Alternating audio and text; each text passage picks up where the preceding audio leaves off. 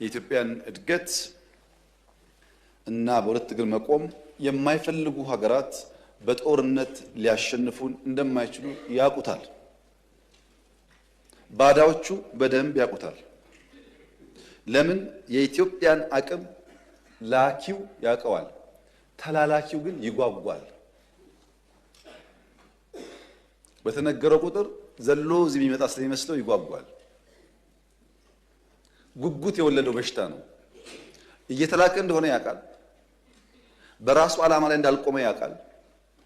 እሱ የያዘውን ሐሳብ ይዞ ቢመጣ ለውጥ እንደማያመጣ ያውቃል። ግን ጉጉት ይይዘዋል። ባለፈውም ብያለሁ፣ ኢትዮጵያ ውስጥ የሆነን ሰፈር እገነጥላለሁ የሚልም እጠቀልላለሁ የሚልም ገቢር ነበብ አይደለም። ኢትዮጵያ ለመገንጠልም ለመጠቅለልም አትመችም። በተግባር ኢትዮጵያን ካለማወቅ፣ በቅጡ የኢትዮጵያን ባህል ካለማወቅ እና እንደው በጉጉትና መሻት ብቻ የሚጋልቡ ፈረሶች የነሱን ፍላጎት ለማሳካት ቀላል መንገድ ይመስላቸው ከጠላት ጋር ማበር ነው። ብዙዎቹን ካያችሁ ግን ሲባል ሰምቶ ነው።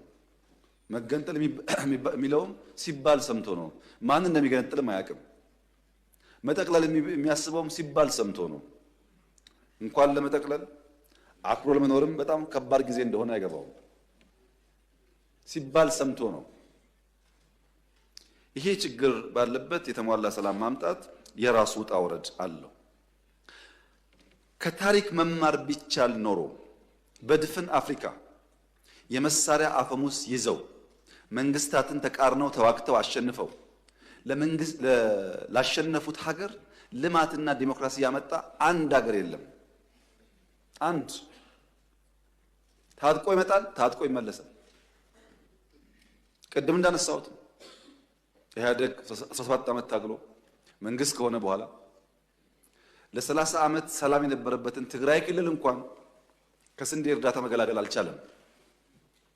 በመሳሪያ የሚመጡ ሰዎች ብዙ ጊዜ ከመሳሪያ ያለፈ ነገር ማሰብ አይችሉም። ኢትዮጵያ ውስጥ ሰላማዊ የስልጣን ሽግግር ብቻ ነው የሚያስፈልገው። በሰላም ደግሞ መሄድ ትዕግስትና ጊዜ ይፈልጋል። ትዕግስትና ጊዜ ከሌለ አስቸጋሪ ነው።